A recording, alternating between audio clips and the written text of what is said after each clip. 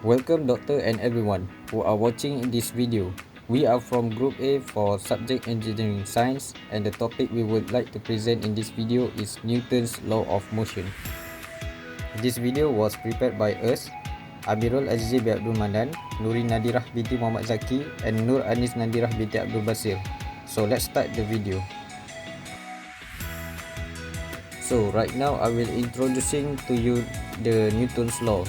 Newton's law of motion are three laws of classical mechanics that describe the relationship between the motion of an object and force acting on it.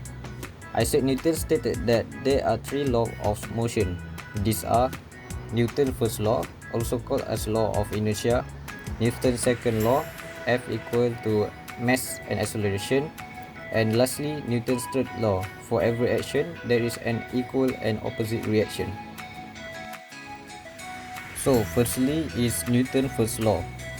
First law is about every object continues to stay at rest or to move at uniform speed in a straight line unless there is an unbalanced force occur.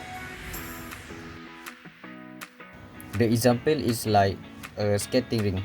We can imagine that ice is very slippery. It is a surface that very little friction. If we gently push a hockey puck, it will glide rather than far if you push it on the ground, but because there is still some friction, so it eventually does stop. Now imagine, as Galileo and Newton did, that there is a surface that is completely free of friction. If we push the hockey puck on this surface, whatever velocity it has, when it leaves the stick will be retained indefinitely, and it will glide forever unless some other force were to act upon it.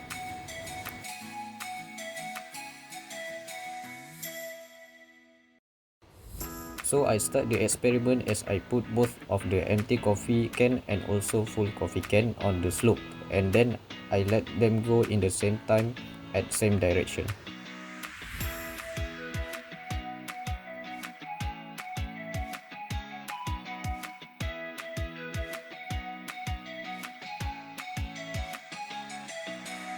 As a result, the full coffee can has a larger acceleration and reach the bottom of the slope first. We can see the acceleration is actually present in this experiment, so means that with each object there is an unbalanced or overall net force. The force accelerating each object down the slope is actually the object's wave. Wave is actually a force that's why the heavy can won the race of rolling down the slope.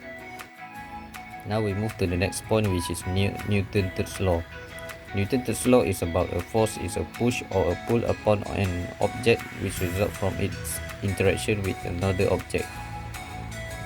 A very simple example that we use to show the Newton's third law of motion is by pulling an elastic band backwards.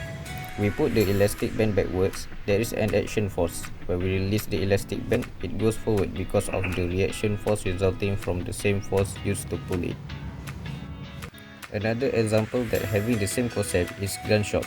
When action force is used to press the trigger, the reaction force exerts the bullet out from the gun using the same amount of force but in opposite direction.